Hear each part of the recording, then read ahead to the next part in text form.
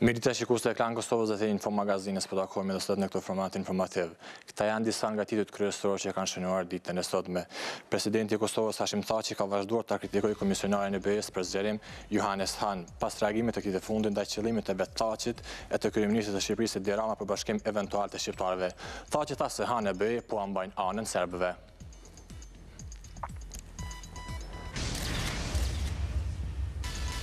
Kryetari e Komisionit Qendror të Zgjedhjeve Valdete Daka ka thënë se ky institucion është në gjendje që t'i organizojë dhe menaxhojë zgjedhjet e parakohshme që mund të shpallen ato.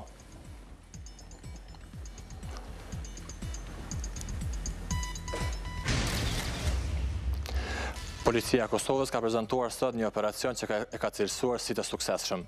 Para mediave janë prezantuar rreth 300 kg narkotik të llojit marijuan. Të dyshuara që besohet se janë marrë me shitje e transportim droge janë arrestuar nga ana e forcave të rendit. Siç edhe paremruar, këtë edicion nisim me një aktivitet që ka pasur sot kryetari i Kosovës apo presidenti Hashim Thaçi. Ai ka thirrë edhe konferencë për të kundërshtuar deklaratat e kryekomisionarit të BE-s për zgjerim Johannes Han. E ndjekëm kronikën që ka përgatitur kolegu jon Dibran Tahiri. Kurdo që do ta kenë takimin e radhës, Johannes Han e Hashim Thaçi zor se do të kenë këtë humor mes vete. Është presidenti kosovar ai që është hidhruar me komisionerin e BE-s për zgjerim pas komentave që ky i fundit i bëri rreth deklaratave të Thaçit dhe Edi Ramës për bashkimin e mundshëm Kosovë-Shqipëri. Kështu pas 2 ditë postimesh në Facebook, Thaçi e thot edhe para medjave qëndrimin e tij se Han foli diçka që nuk duhet. Këto deklarime janë shumë bajate dhe janë shumë të gërditshme dhe neveritëse dhe të papranueshme për Kosovën, veçanti në këtë vonesë të pajustifikueshme për procesin e liberalizimit të vizave. Qëndrimin karshi Hanit dhe Unionit që ai përfaqëson, Thaçi e shfaqi paraprakisht në një konferencë dedikuar rolit të planit të martja Ahtisarit për pavarësinë e Kosovës. Aty tha se Brukseli po ja mban anën Beogradit. Serbia, si nxitse probleme në rajon, në hundet e Bashkimit Evropian, të mos përgëdhelet në qasjen edhe për destabilizimin e Kosovës, me strukturat paralele dhe me blokadet që u bën. Këtu presidenti tha se Kosova ka bërë progres të madh në rrugën evropiane, por i tërë përparimi rrezikohet nëse edhe me tutje BE vazhdon të neglizhojë Kosovën. Ky tha se shteti ka bërë shumë kompromise në pakon e Ahtisarit, ndërsa shtoi se tani është koha për ndryshime të reja kushtetuese. Disa gjëra që kanë ndodhur në atë kohë janë të tejkaluara, sidomos votimi i 2 fisht për minoritete.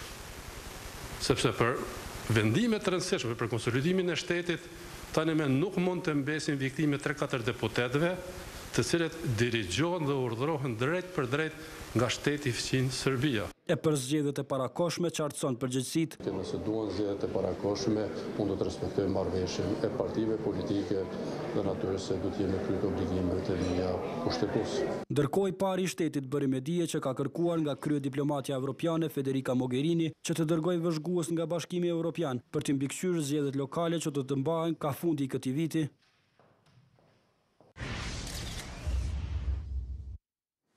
Ndërkohë kryetari e Komisionit Qendror të Zgjedhjeve Zonja Valdete Daka ka thënë se deri me tani nuk ka ndonjë indikacion se mund të ketë zgjedhjet e parakohshme në Kosovë. Por pavarësisht kësaj, Daka bëri të ditur se ky institucion është në gjendje që t'i organizojë dhe menaxhojë zgjedhjet e parakohshme, por që se shpallen ato. Daka ka folur edhe për një kërkesë që presidenti Thaçi u ka adresuar zyrtarëve të lartë të BE-s, që të dërgojnë një ekip që të monitorojë zgjedhjet lokale në Kosovë. Ajo e ka mirëpritur një gjë të tillë dhe ka shtuar se me 2 maj do të keni takim me këta përfaqësues të BE-s. E tani juftoj që ta ndjekim një deklaratë të Dakës.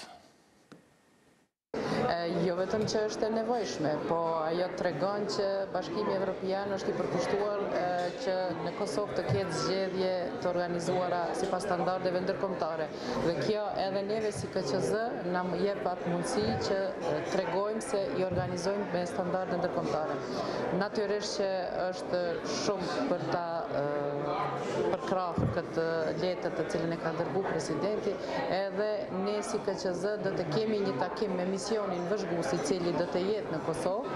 Me datën 2 maj ne presim që të takohemi me krerët e këtij misioni dhe aty do të diskutojmë për modalitetet e vëzhgimit të zgjedhjeve lokale. Kryeministri në Francë pritet të vazhdojë gjykimin ndaj liderit të kryesisht komandantit të Gaxhinit, zot Ramush Haradinaj. Për këtë çështje sot do të flasim në studio këtu me avokatin zotin Florin Vertopi për të folur për mundësitë e mundshme të ekstradimit, për lirimin e mundshëm të zotit Haradinaj, apo se si do të shkojë mbarvajtja e seancës. Por paraprakisht, para se me shkune me avokatin të në studio, kolegu jon Kushtrim Sadiku, cili është edhe autori i emisionit, është duke qëndruar atje në Francë. Ne do të provojmë që të lidhemi tani me ta për të marrë informacionet e fundit dhe për të parë nëse ai ka dikë për ta intervistuar. Kushtrim, nëse po na dëgjojmë, kalojmë lidhjen te ju. Faleminderit shumë, Shkodran, unë jam këtu në Strasbourg të Francës, një ditë para marrjes së një vendimi shumë të rëndësishëm në raport të drejtësia franceze vis-a-vis ish kryeministri i Kosovës, kryetari aktual i Aleancës për Armërinë e Kosovës, Ramush Haradinaj. Nesër llogaritet si një ditë më e rëndësishme, në fakt, duke ditur seancën e kaluar edhe paralajmërimet e gjyqësorit francez se do të merret një vendim përfundimtar, dhe duke ditur që prokuroria franceze vazhdimisht ka deklaruar se nëpërmjet zyrtarëve, nëpërmjet prokurorëve ka deklaruar se nuk merr më dosje ose dhëna nga Serbia lidhur me rastin e ish komandantit të ushtrisë çlimtare të Kosovës për zonën e Dugaxhinit Ramush Haradinaj. Pra nesër pritet një vendim i rëndësishëm për të. Një numër i madh i qytetarëve, bashkëpartiakëve, pas një diskutim zyrtarëve tjerë kanë ardhur në Strasbourg dhe natyrisht nesër priset të shkojnë për në Kolmar për të qenë dëshmitar të një vendimi të gjykatës franceze. Një optimizëm është parë tek gjithë ata të cilët i kemi takuar unë bashkë me operatorët Fatos Zogaj dhe Amir Krasniqi, të cilët do e ndjekim nga afër gjithë këtë zhvillim. Rikujtojmë se Ramush Haradinaj ishte arrestuar më 4 janar në bazë të një fletaresti të dërguar nga Serbia e Malezi, iniciuar vitin 2004 dhe i marrë parasysh nga drejtësia franceze, duke e ditur që prokuroria serbe vazhdimisht ka insistuar se janë deponime të reja nga ajo çfarë nuk është marrë Tribunali i Hagës, i cili ka shpallur 2 herë të pafajshëm në 2 raste të ndryshme ish kryeministrin e Kosovës dhe ish komandantin e ushtrisë çlimtare të Kosovës për zonën e Dugaxhinit. Ky është sa për uverturë për ta thënë fakt pse kemi ardhur këtu, pse jam sot këtu në Strasbourg dhe nuk jam në studion e Infomagazines, ndërkohë këtu jam bashkë me zotin Gazmend Abrashi, që është nënkryetari i Aleancës për Ardhmërinë e Kosovës nga kraji i Majt. Zoti Abrashi, mirë se erdhe në këtë studio të hapur të KlanKosovës këtu në Strasbourg. Mirë se gjeta, përshëndetje për dëgjuesit dhe shikuesit e Infomagazines. Faleminderit shumë. Unë jam bashkë edhe me zotin Dardan Gashi, që është opinionist dhe analist politik i përhershëm në Klan dhe njeh si miri rrethana përsa i takon Tribunalit të Hagës, duke ditur që ka patur një angazhim në procesin e Slobodan Miloševićit pak para arrestimit të tij, dhe që ka qenë zëdhënës i Tribunalit të Hagës për në Kosovë në atë periudhë kohore. Zoti Gashi, mirë se erdhe në këtë studio të hapur të KlanKosovës këtu në Strasbourg. Faleminderit. Po nisim me ju, zoti Abrashi, fillimisht gjithë ajo çfarë i intereson në opinionit publik një ditë para kësaj date të rëndësishme. Çfarë presni ju nga gjyqësia franceze tani më kur kanë kaluar 4 muaj që kur Ramush Haradinaj po mbahet këtu? Si shtatë edhe ju, gjendemi në qendër të Strasbourgit, afër sheshit Kleber, është mbledhur këtu rreth neve, është mbledhur numri i madh qytetarëve të Kosovës, nga Shqipëria, nga diaspora. Presim edhe një numër të madh qytetarëve me na bashkangjit nesër. Interesimi është shumë i madh për informatë opinionit dhe të shikuesve të televizionit Klan. Nesër në orën 9 pritet të jepet vendimi final për shpresoj lirimin e kryetarit për kryetarit të Aleancës për Ardhmërinë e Kosovës, zoti Ramush Haradinaj. Cilat janë informatat që i keni ju? Jeni optimist se nesër zoti Haradinaj do lirohet? Informatat i kemi kontradiktore, po është një optimizëm i madh, është një optimizëm i papar, edhe është një dëshirë e madhe që nesër Ramushin të marrin vendimin definitiv që ai do të kthehet në Kosovë. Besoj që asnjë dyshim nuk e kam as unë, as të gjithë qytetarët që janë mbledhur këtu nga diaspora, nga Kosova, nga Shqipëria, që nesër vendimi final do të jetë pozitiv, edhe besoj që nesër do të fitojë së pari drejtësia, do të fitojë Ramushi dhe do të fitojë Kosova. Po kaloj tek zoti Gashi, çfarë prisni ju? Duke ditur që është varritur një proces, ka pasur optimizëm edhe më herët në këtë proces, por zoti Haradinaj ka mbetur 4 muaj në territorin francez. Po dëshira dihet, dëshira është që nesër gjithë bashkë do të ne të kthehemi me zotin Haradinaj në Prishtinë.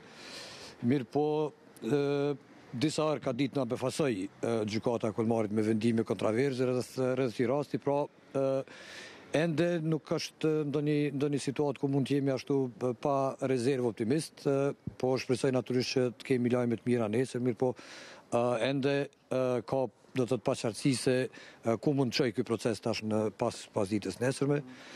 Po them edhe një duhet pas parasysh ajo që ka ndodhur deri tash, duhet pas parasysh edhe deklaratat e disa zyrtarëve francezë. Po I referoni deklaratës ambasadorit francez në Prishtinë, e cila do të thotë është deklaratë e cila mund vjet vetëm nga sistemi juridik francez, po jo nga një përfaqësues diplomatik, pra cilësimi se paskën bëjmë me dëshmi të reja ose me një lanë të rej, nuk është ajo çështja një ambasadori, një diplomati, po çështja e gjykatës. Të shohim sa me në gjykata nesër kështu, apo do të thotë ambasadori do të ka deklaruar diçka e cila në asnjë rast nuk I takon atij të bëjë, mirë po ndoshta po shpresoj se është gabu. Zoti Abrashi po kaloj përsëri tek ju fjalën jeni të gatshëm për dy skenarët ose dy opsionet e mundshme për nesër, edhe që zoti Haradinaj të jetë këtu? Kemi besim të plot në drejtsinë franceze, edhe nesër besoj që do të kemi vendimin liruz. E apropos kësaj, nesër në Aleancën Amerinë e Kosovës në zyrën qendrore është organizuar një pritje dhe një përcjellje transmetimi direkt, në të cilën do të jenë komplet kryesia e partisë, këshilli drejtues, edhe kemi një organizim ditën e premte në orën 18 në sheshin Zahir Pajaziti, në organizimin e Aleancës për Amerinë e Kosovës, ku pritet që popullit t'i drejtohet Ramushi me një fjalë përshëndetëse. Atë gjitha përgatitje ju I keni bërë zoti Abrashi që zoti Haradinaj të lirohet dhe të komunikojë me opinionin publik atje? Disponimi I aleancës, kryesisë edhe këshillit drejtues dhe gjithë dashamirëve të Ramushit është që të presim ditën e premte, t'ja organizojmë një pritje çfarë ka merituar edhe çfarë meriton. Shpresoj, si startë njerë në drejtsinë edhe ashtu të vonuar, besoj që këto 3 muaj gjys kanë qenë masi domosdoshme që drejtësia franceze të jap fjalën e fundit. Nuk dëshirojmë me bisedu për variantin B, edhe pse kemi bërë para përgatitjet, ekzistojnë metodat dhe format se si do të veprojmë, por sot dëshirojmë të jemi optimist, dëshirojmë të besojmë në idenë që nesër në orën 9 në gjykatën e Kollmarit së bashku, edhe pse sipas informatës që I morëm sot vetëm 50 njerëz I nxenë brenda, na presin që me qenë një numër shumë I madh I qytetarëve të cilët kanë mendet jashtë gjyqit. Po ndërhyrje zoti Abrashi, ky optimizëm buron nga vetë qëndrimi I zotit Haradinaj, që e ka patur ditëve të fundit për arsye se ju e keni takuar ato edhe më herët, apo është vetëm tek ju tjerët, zoti Haradinaj është më I rezervuar? Mas pari Ramushi se Ramush reflekton me një pozitivitet. Edhe pak parës kur u takum, edhe ajo është optimist, edhe duke marrë parasysh shumë informata që kemi marrë nga njerëz relevant të cilët janë kyçur në proces, besojmë që nuk ka asnjë arsye që drejtësia franceze të mbajë Ramushin më në Francë.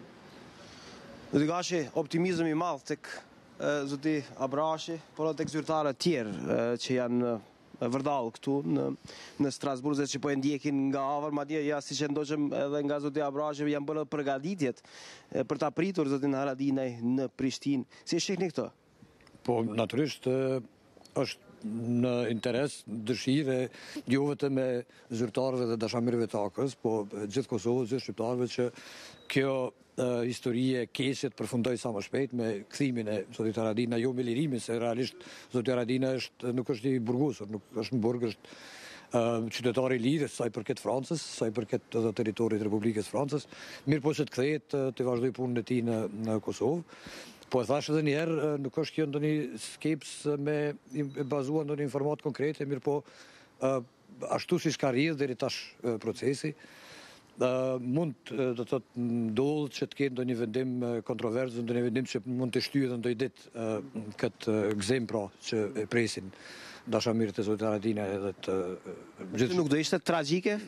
Vetëm për arsye procedurale, për arsye se po quaj kështu durimi nuk është që ka patur durim për një gjë të tillë, nëse I referohemi edhe me deklaratë, zoti Haradinaj, por edhe zyrtarë tjerë të afërt me të.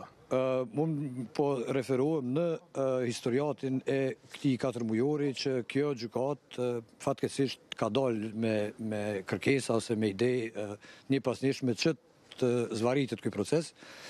Po shpresa është që zoti Rania të kthehet nesër në Prishtinë, si thash gjithë ne bashku të kthehemi edhe të festojmë me gjithë ata shqiptarë që nesër do të jenë gatshëm edhe të lumtur që të bashkangjiten, do të thotë zoti Radini edhe gjithë tjerëve që të festojnë një triumf drejtësisë, jo vetëm për zotin Haradinaj, se mas pak është për zotin Haradinaj, po një triumf për ajo që ka ndodhur në realitet gjithë Kosovës, me gjykatën speciale, me këto...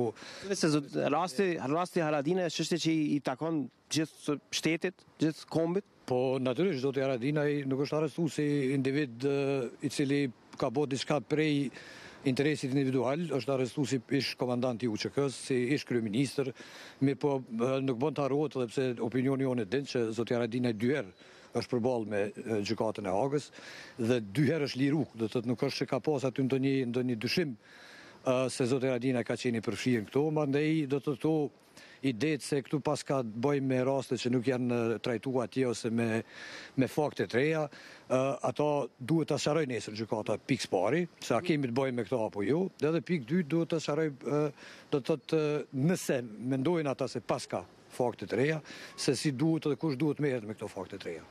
Dhe Abrashi, si komentoni raportimet në mediat serbe, në plan të parë përsëri zoti Haradinaj, duke u komentuar edhe nga gazetat me qasje, po e quaj hajt trosh, po e them më fashiste në raport me shqiptarët, çdo dytën ose tretën ditë ka qenë zoti Haradinaj në plan të parë si një kriminal i luftës, duke u dhënë skenale nga më të ndryshme se çfarë ka mundur të bëhet gjatë asaj periudhe kohore 98-99.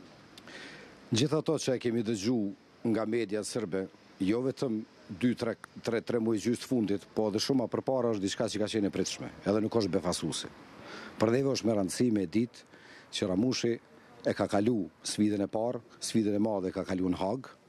Jemi të bindur që edhe sot, mas shumë shkundjeve të rastit që i ka pas në Kolmar, edhe në bazë të informata që kemi pas prej atyre që e kanë mbrojt, nuk ka asnjë arsye që Ramushi të mbahet në Francë. Shfrytëzoj rastin, përkundër pritshmërisë së madhe që kemi edhe dëshirës së madhe, edhe bindjeve që kemi me argumente, e shfrytëzoj rastin edhe një herë, të informoj të gjithë qytetarët e Kosovës, po e ri përsëris, ditën e premte, në orën 18, do t'ja organizojmë një pritje madhështore në të cilën do të na drejtohet besoj Ramushi direkt. Mos po insistoni shumë, zoti Abrashi. Po, unë gjithmonë thonë shpresa është ajo që vdes e fundit. Në këtë rast shpresa ka dhe shumë argumente që ti më përmenëm. Dëshiroj me qenë optimist si une, si Dardani, si shumë kosovar edhe shqiptar që më lidh rreth këtij sheshit ku jemi këtu, edhe shumë tjerëve që do të vinë nesër në Kolmar. Optimizëm deri në skaj nga zoti Abrashi. Të paktën një optimizëm tillë nuk e kam parë në herën e fundit që isha këtu, zoti Gashi, por edhe nga ajo çfarë kemi parë. Arsye për optimizëm është pra që është akti final, në esencë se gjykata këtu është deklaruar që nuk pranon më asnjë argument ose pseudo-faktri nga Beogradi. Prandaj tash gjykatës i mbetet të sqarojë se a ka nevojë që do të se në rast se pas ka fakte të reja të procedohet, edhe nëse ka arsye se procedohet në çfarë gjykate. Do të thotë ideja fillestare e fletaresit ka qenë që zoti Haradinaj të ekstradohet në Serbi, gjatë që unë personalisht mendoj se është absolute pamundur që ndodh, jo vetëm se nuk e dëshirojmë, po pse është thjesht e pamundur që një shtet si Franca të bëjë gabim tillë që të dorëzoj një dikën si zotin Haradinaj, një shteti si Serbia, cila nuk është dëshmuar me shekuj që ka pas poku një proces politik ndaj një shqiptari që mund cilësohet fer ose i drejt, pro as më pak tash. Kështu që besoj që ajo nuk ndodh në asnjë rast, mirë po thash mund të ketë ndonjë komplikim tjetër i cili në asnjë rast nuk është ekstradimi në Serbi. Zoti Haradinaj ka qenë i ashpër në rast të një skenarit mundshëm me një ekstradimi në Serbi. Zoti Abrashi ka përmendur edhe fjalë si një nxitje për luftë edhe si një provokim shumë i rëndë që do kishte përmasa fatale në raport me dy vendet. optimizmi dhe dëshira që Ramushi nesër me siguri do të ketë në Prishtinë ka një mbështetje se sipas gjitha informatave që kemi marrë, nuk ka asnjë argument plotësues që është ndryshe prej fakteve të cilat janë parashtruar në kohën e Hagës. Domethënë nuk ka Ekstradimi, çfarë do të thoshte? Ekstradimi i mundshëm në Serbi. Unë ekstradim edhe nëse vjen vendimi për ekstradim, i cili është vendim të cilin shumë pak e presim, ose besojmë që është i parealizueshëm, në rast të vendimit për ekstradim, domethënë ligjërisht ekziston mundësia që brenda 5 ditë t'i drejtohen organeve më të larta, gjësisht do shkojë deri te Ministria e Punëve të Jashtme, e cila do të jap vendimin final. Faktikisht, edhe nëse nuk dëshiroj me besu, po edhe nëse vjen deri te vendimi që duhet më ekstradu, vendimi definitiv do të merr Ministria e Punëve të Jashtme të Francës. Respektivisht Ministria Drejtësisë si organ kompetent, po definitivisht qeveria jo gjykata është ajo që merr vendim final se apo jo ekstradimi, po gjasat janë më shumë se ose më pak se minimale që ajo mund ndodh. Pra optimizmi ka bazë, po prap duke pas parasysh jemi mësuar që sidomos në rastin e zotit Haradinajt na ndodhin befasira që për shembull pas lirimit prej Hagës prap të rikthehet në Hagë me akuzat e njëjta, me procesin e njëjtë, 2 herë do të së bashku afër 8 vite, të merret me landën e njëjtë, ka pak natyrisht edhe hapësirë për një skepsë ose një frikë se diçka e tillë mund të përsëritet. Mirë, let japim pak më shumë detaje në atë çfarë ka organizuar Aleanca në një situatë kur zoti Haradinaj do liroj, po i referojmë ditës së premte, pra gjithçka është në organizimin e subjektit politik, nuk do ketë në një pritje shtetërore në atë që më herët është organizuar herën e kaluar dhe që është kritikuar shumë zoti Haradinaj atë botë, zoti Thaçi dhe Tepihu i kush? Eri përsëris edhe një herë. Organizimin e ka bo Aleanca për Adhurarinë e Kosovës, po në këtë organizam janë të ftuar të gjithë qytetarët e Kosovës, edhe shqiptarëve anë mban botës kudo që janë.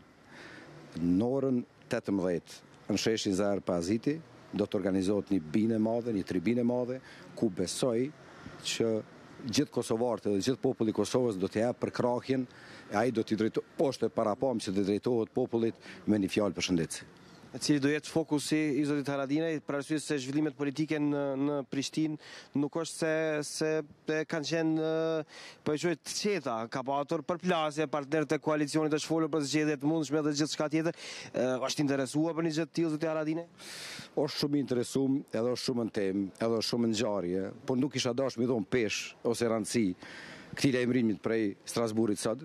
Kisha pas dëshirë peshë më të madhe mi dhon vendimit të nesër në orën 9 në Kolmar, vendimit të cilin presim me qenë vendim lirus.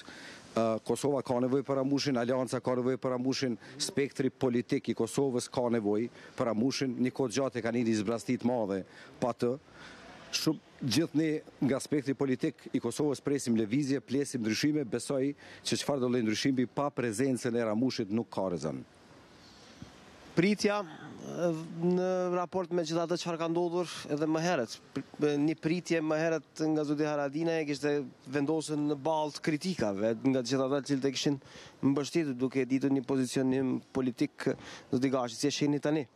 Po për asaj që ne tha zoti Abrashi është që nuk është planifikuar këtë herë që të jetë ndonjë procedurë shtetërore ose keqpërdrim nga institucionet shtetërore i një ngjarje ose një ngjarje të keqe që i ka ndodhur zotit Haradinaj, që në një farë mënyrë të lahen durt nga ndoshta edhe bashkëfaqësia për gjithë çka që i ka ndodhur zotit Haradinaj me një pritje me një tepit kuq, pra shihet ashtu siç po e kuptoj unë që nuk do të ketë një gjë të tillë që këtë herë zoti Haradinaj dhe Aleanca nuk do të pranojnë një gjë të tillë, por që është kjo ftesë që po përmendet që nëse zoti Haradinaj nesër ka të mundur që shkojnë në Prishtinë bashkë festoj me qytetarët e Kosovës, po jo me, siç e kuptuar, me institucionet e Kosovës. Ndërsa shohim se çfarë do ndodh. Ky është fokusi është mbi atë se çfarë do ndodh në Kolmar, më 9 nesër në mëngjes, kur pritet jetë një seancë e shkurtër dhe të dihet komunikimi i gjykatës franceze në raport me ish-kryeministrin e Kosovës, ish-komandantin e UÇK-s për zonën e Dugazhinit Ramush Haradinaj. Në këtë lidhje të drejtë për drejtë nga Strasburri me shi, siç po e shihni, po besoj edhe vet isha bashkë me Gazmend Abrashin dhe Dardan Gashin për të komentuar në kohë reale gjithatë çfarë po ndodh, duke ju rikujtuar që shikues nderuar, se nesër do e ndjekim drejt për së drejti gjithë zhvillimin këtu në gjykatën franceze dhe pas një diskutim për të patur edhe komunikimin e zotit Aradina. Faleminderit shumë zoti Abrashi. Faleminderit. Zoti Gashi, faleminderit shumë. E kaloj lidhjen në studio tek ju, lidhja për juve. Faleminderit shumë, kushtojmë besoj që do të kemi edhe lidhje tjera me ju edhe në edicionin qendror të lajmeve të orës 20, po ashtu edhe në orën e fundit në orën 23. Ndërkohë që unë jam këtu në studio me avokatin Florin Vertopi, mirë se keni ardhur nderuar. Faleminderit Thes. Patë në rastin bashkërisht me dëgju të dy mysafirë të kushtrimet që folen, pati një shprehje optimizmi nga ana të dyve. Cili është mendimi juaj si si fushës jurist që jeni? T'ju them të drejtën, optimizmi gjithmonë ka ekzistuar edhe ekziston këtë çështje, sepse janë disa standarde që do të përmbushen për ekstradimin. Veçanërisht në rastin e Ramush Haradinajt. Republika e Serbisë, në fakt sistemi i drejtësisë të Republikës së Serbisë çalon. Dhe çalon jashtëzakonisht shumë. Domethënë ai sistemi i drejtësisë nuk mund t'i përmbush aspektet, kushtet për një gjykim të drejtë nëse mund mu pretendu apo mu mendu për me u ekstradu zotë Ramush në Serbi. Domethënë shkelja e parë. Shkelja e dytë që mund me ndodhë përsëri për Republikës së Serbisë, po e quj, ekziston një dyshim shumë i bazuar, si për të parën që e thash, edhe për të dytën, që do të them, se personit i cili ekstradohet do t'i garantohet që ai mos përjetoj torturë në atë shtet, mos përjetoj trajtim njerëzor. Këta Republika e Serbisë nuk mund ja garanton sistemet drejtësisë të Francës. Neve në kara, personalisht, me një grup të avokatëve, kemë qenë në një po e quj udhëtim studimor, trajnim, në Paris. I kemë ndjekë gjykimet dhe kemë marrë pjesë në një seancë ku kërkohet caktimi i paraburgimit.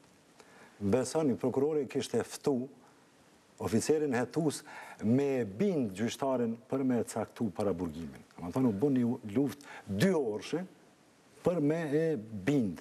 Edhe në fund përsëri rezultoi me vendim negativ. Unë fillimisht nuk du me dyshun sistemin e drejtësisë të Francës, sepse aty kanë lind shumë të drejta. Në fundit, diku në fund shekullit 18, edhe e drejta mos mu ekstradu shtetasi rjedh mu prej Parizit, mu prej sistemit francez. Pra që është sistem i avancuar i drejtësisë. Kuptohet është sistem i avancuar i drejtësisë. Po në fundit edhe është konventa evropiane për ekstradimin e Këshillit të Evropës, edhe ajo i përmban edhe i mbron këto 2 parime që thash të shenjta, sikur se kushtetuta e Francës. Mirë po, nesër çfarë do vendimit që ndodh, unë e pres pozitiv, është një procedurë tjetër ankimore. Te ne, me ligjin për bashkëpunim juridik ndërkombëtar në çështjet penale, kolegji prej 3 gjyqtarëve vendos, nëse vendos me ekstradu, është e drejta e ankesës, e drejta për ankem efektiv që e nje edhe Konventa Evropiane për Liritë dhe Drejtat e Njerëzit. U përmend nga parafolësit një vendim destruktiv i mundshëm. Çka nuk kupton kjo? Nuk pajtona me parafolësin kura përmendi çështjen e vendimit destruktiv, sepse në sistemin e drejtësisë vendimet munden me qenë vendimet e ankimueshme, domethënë nëse konsiderohen për mbrojtjes të padrejta, vendime destruktive terminologjia juridike nuk e njeh atë shprehje. Kjo shprehje mund vetëm me dëmtu faktikisht një çështje. Dhe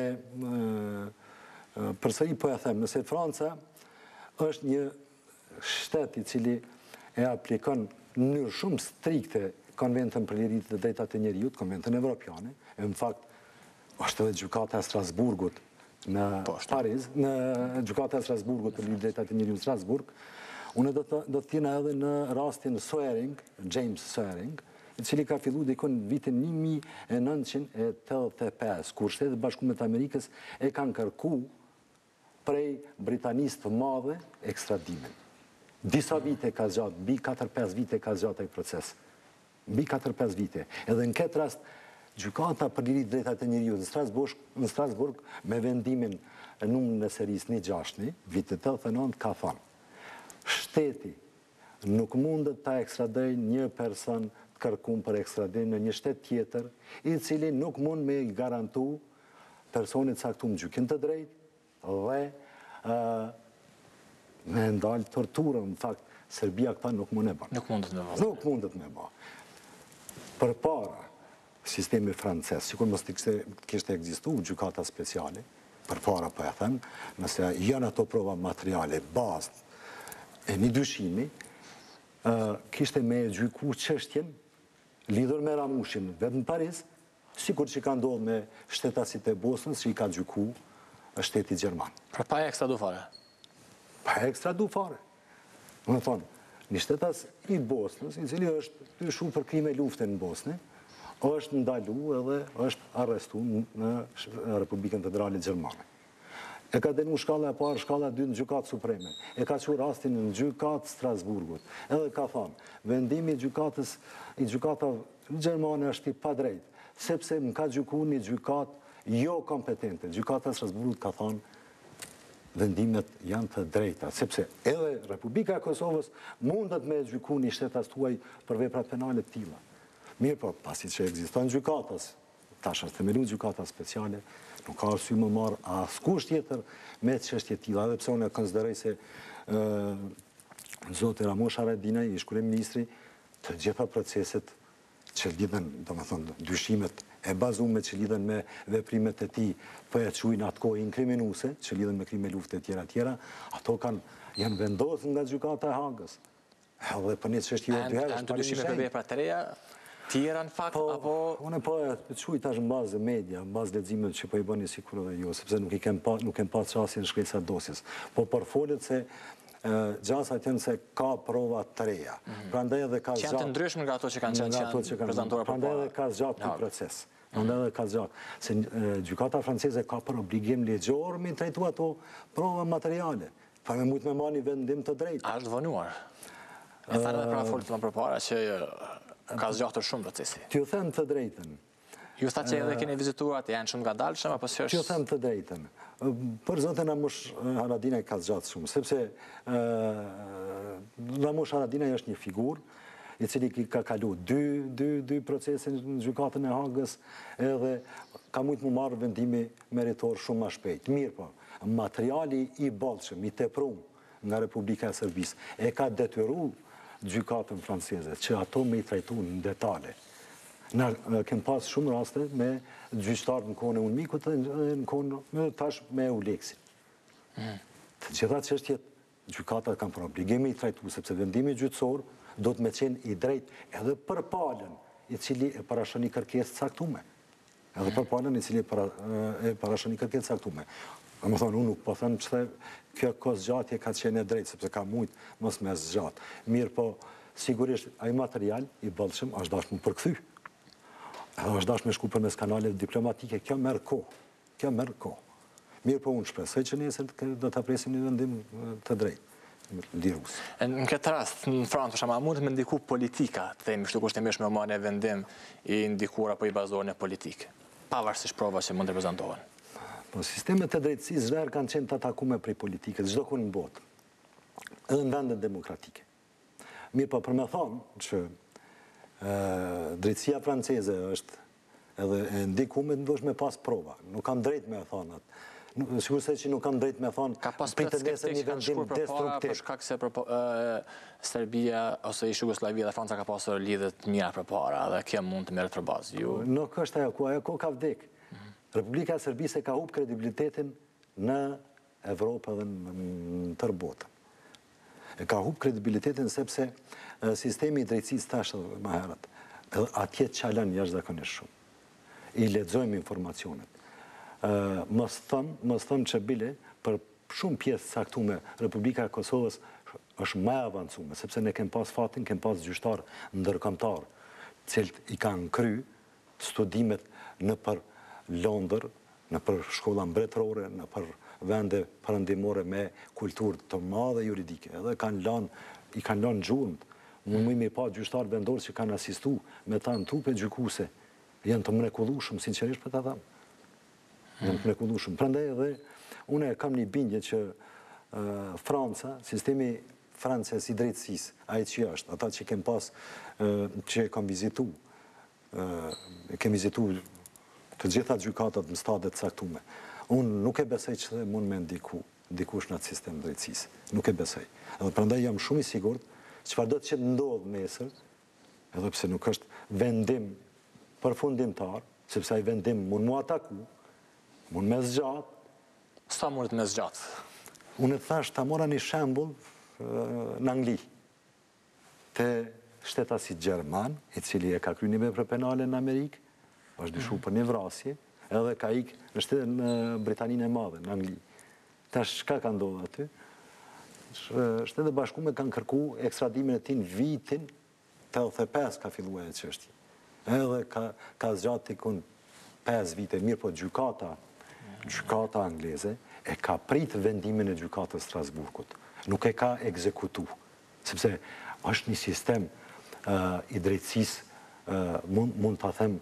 A mund të ketë ngjashme këtu që ky proces të zgjat kaq shumë apo të rrezgjatet deri në 5 vjet?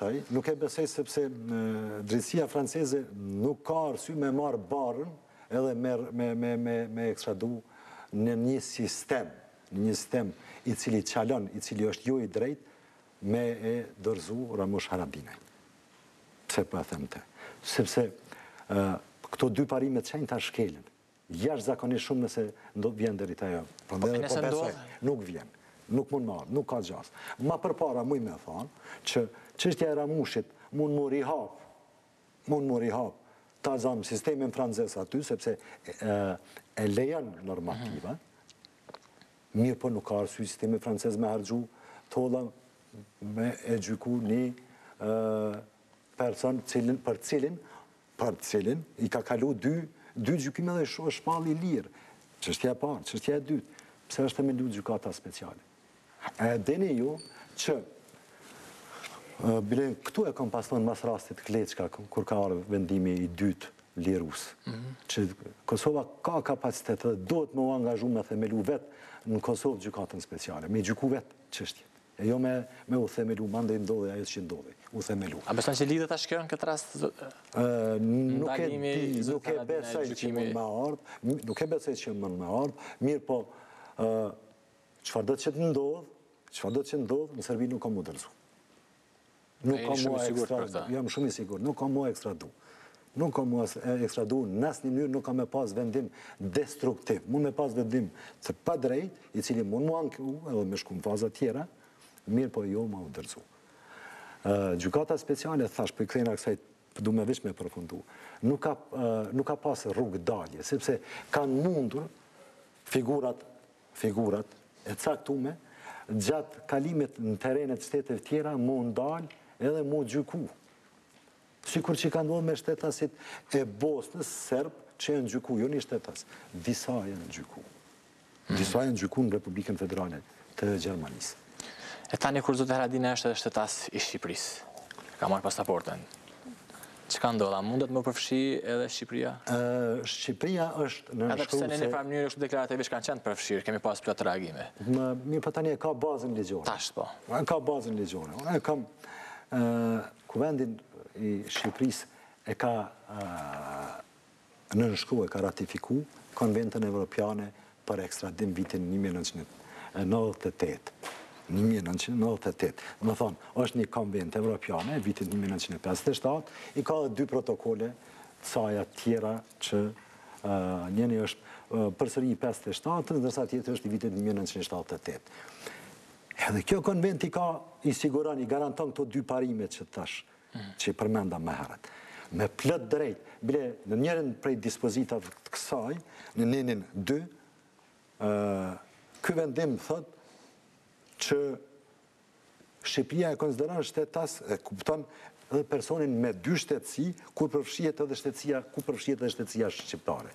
O shumë normale tash dhe Republika e Shqipërisë me trajtu këtë çështje nivele caktuar, sepse zotë Ramush Haradinaj është edhe shtetas i Shqipërisë. A mund të më kërku për shembull Shqipëria që me ekstradu në Shqipëri krejt? Jo, mundet me pas, sepse ka rastin në praktik kur ndodhen disa shtete e parashtrojnë një kërkesë para një shteti për me ekstradu. Kur ka kërkesa 2 apo më tepër për ekstradim, më përpara mund me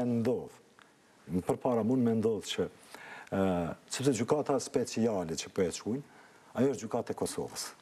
Ma përpara mund me ndodhë Kosova me kërku ekstradimin, sepse ne e kem gjykatën speciale, edhe ajo gjykatë me trajtu materialin e caktum, sepse apo kujtoni që jo Republika e Serbisë nuk ka me dërzu nëse ka prova shtesë, nuk ka me dërzu këto materiale prokurorit special, sigurisht që po.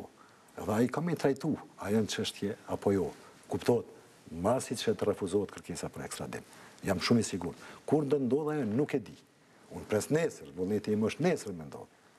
Mirë po, ma përpara mund me ndodh. Kjo që po e them tani se sa ajo tjetra. Sepse Republika e Shqipërisë mund me kërku për shtetasin e vet, me e marr edhe me gjyku, ka raste edhe Kosova, shtetasin e vet,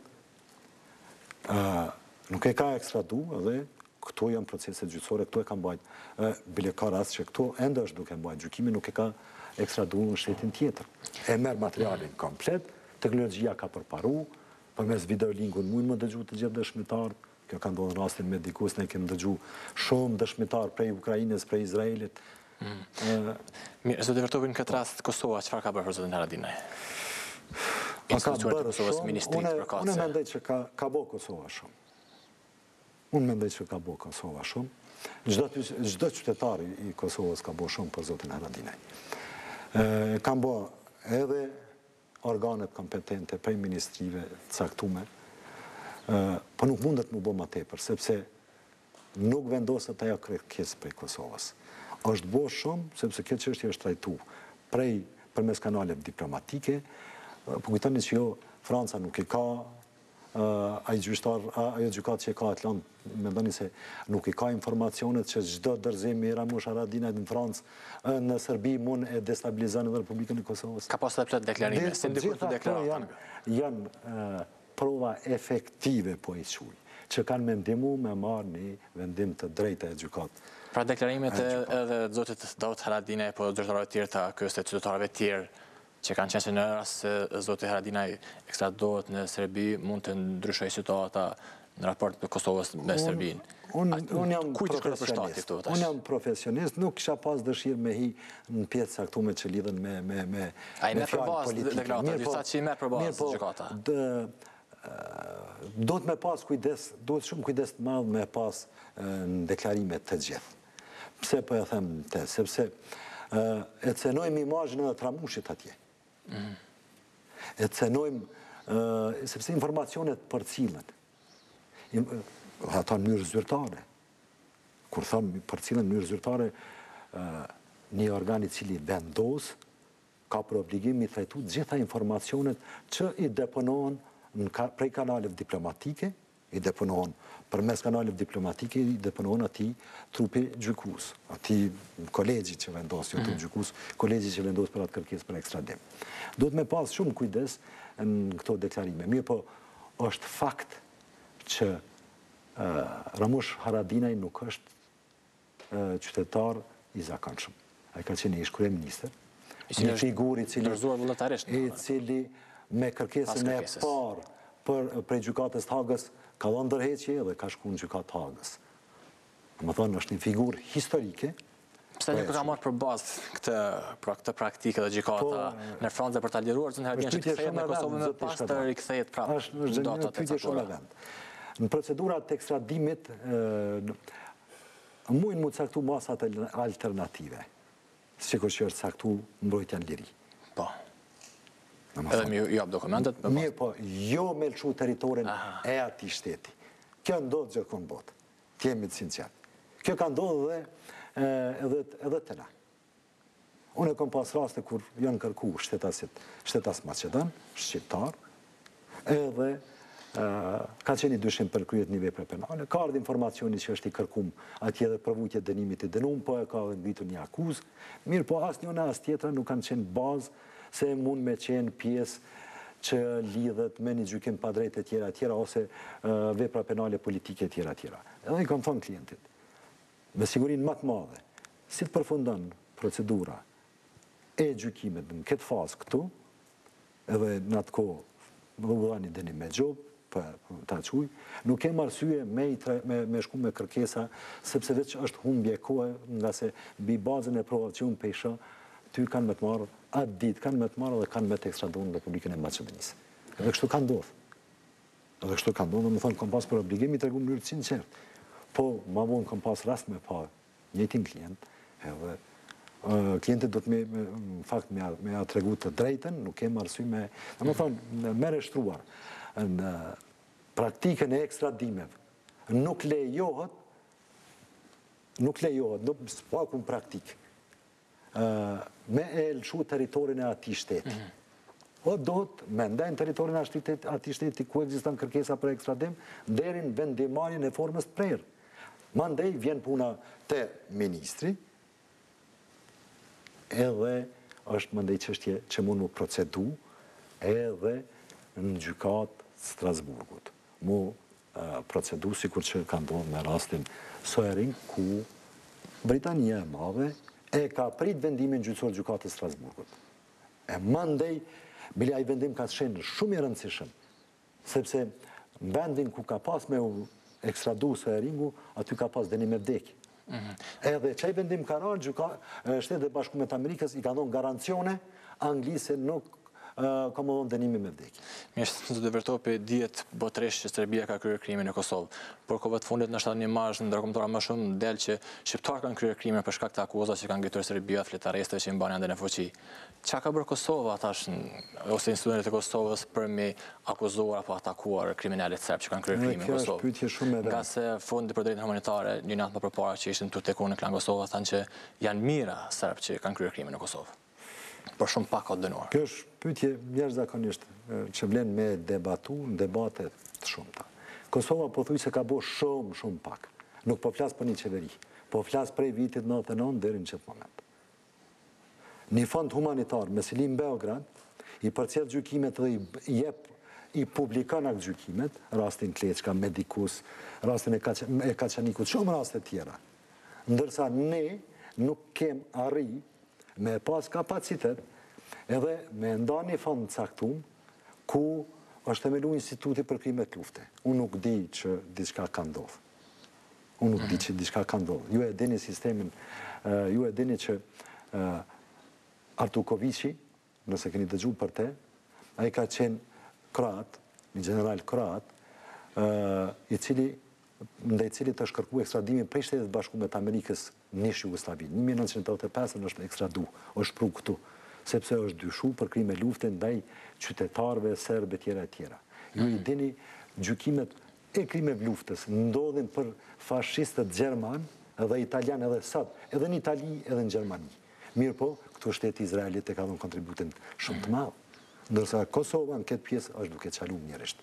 Nuk ka fond caktum, bile tash vonë është për fol ka herë se do të shkojnë me padi kundër Republikës Serbisë për gjenocid. Kjo është dashur me ndodh shumë më herë, është dashur me shku në ofanzivë shumë më herë, është dashur derisa të spaku na me pas gjykime mos thonë me 10 kundër kryesve nacionaliteteve tjera, s'po i përmendit cilët, sepse gjykime ka pas më tepër për shqiptar për krime lufte se sa për nacionalitetet tjera. Zoti Vertopi, përfundet edhe një herë me këtë çështje së Haradinaj mbrojtjes. Sa është pak kështu edhe kolegiale profesionale për juve. Sa beston që ka të fortë mbrojtjen zoti Haradinaj në këtë rast? Kemi parë në Kam televizion. lexuar për avokatën e Haradinaj, ajo ishte specialistin në atë fushë edhe nuk dyshoj fare. Unë i kam vizitu dhomat kombëtare të avokatëve të Parizit edhe të Francës. Kem pas rastin me vizitu edhe në Irlandë, në Shtetet Bashkuara të Amerikës. Janë profesionista në pikën më të lartë, po e shuj sinqerisht. Në fundet shumë të drejta kanë lindë edhe vinë për sistemet francesë. Mirë, zoti Vertopi, një falenderoj shumë që ishit sot në Falenderoj për ftesën edhe uroj që nesër të dëgjojmë një vendim të drejtë për zotin Namush Haradinaj. Faleminderit shumë dhe ju shikues të nderuar, pak marketing e kthehemi më pas me disa lajme tjera. Rikthehemi tani në studio për të paralajmëruar një kronikë e cila po ashtu flet për krimet e luftës që ka kryer Serbia në Kosovë. Edhe sot në Gjekovare kanë kërkuar zbardhjen e fatit të pagjeturve. Ato patën edhe një aktivitet në Prishtinë. E ndjekim kronikën. Muaja e vjetër me fotot e të pagjeturve të luftës së fundit në Kosovë u zëvendësua me një të re. Vendosjen e saj në rrethojat e qeverisë së Kosovës, e cila ka vetëm fotot e 1200 shqiptarëve të zhdukur, e bën disa përfaqësuese të organizatës jo qeveritare thirrje të nënave gjakovare të mërkurën. Këto nëna po kërkojnë nga institucionet e Serbisë që të hap dosjet dhe arkivat e veta për të treguar ku janë më të dashurit e tyre të zhdukur tash e 18 vite. Llogari po kërkojnë edhe nga institucionet e Kosovës. Tu është edhe neglizhenca e institucioneve vendore, se janë duke heshtur që 18 vite. Është dhembje, është mëkat, është gjëna, që këto familje bredhim që 18 vite rrugëve me kërkuar të dashurit tanë. Nënat e zhgënjyera me ngjarjet e fundit në vend po kërkojnë nga qeveritarët që të bëjnë më shumë për të zbardhur fatin e të zhdukurve. Janë hutu që të bëjnë zgjedhje të reja, secila parti të bëhet në vendin e kryeministrit, nuk janë ka punojnë për popull. Fare për popull asnjë. Janë zero prej të parit detë mamit. Jemi të zhgënjyn, kjo veç flet, nonat në rrugë, kjo turp, le t'i mendojnë fëmijët e vet, nonat e veta, sikur të kishin njerëzimi ka lypemi jo kafsh. Ky aktivitet simbolik u bë në prag të 18 vjetorit të masakrës së Mehës dhe ditës së të zhdukurve të Kosovës, që shënohet më 27 prill.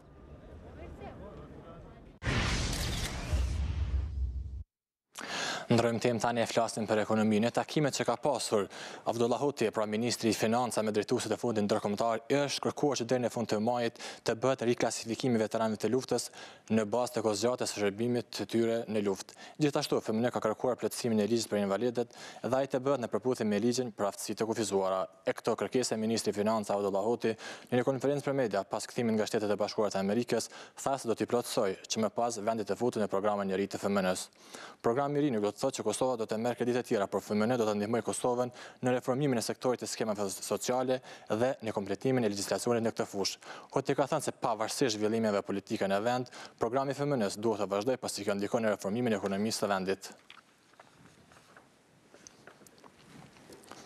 E përndyrë të 100 vjetorit e pavarësisë e Finlandës, ambasada e këtij shteti në Prishtinë ka organizuar një konferencë të nivelit të lartë me titull Kosova dhe Finlanda bashkërisht ndërtojnë të ardhmen. Këtu është folur edhe për kontributin që ka dhënë ish kryenegociatori për definimin e statusit të Kosovës, Marti Ahtisaari. Ai përmes një video mesazhi ka porositur kosovarët që të vazhdojnë dialogun me Serbinë dhe se nuk duhet të humbet kohë. Ahtisaari po ashtu ka thënë se Kosova duhet të ketë marrëdhënie të mira me shtetet fëmijë. Në këtë konferencë ka folur edhe ministri i Punëve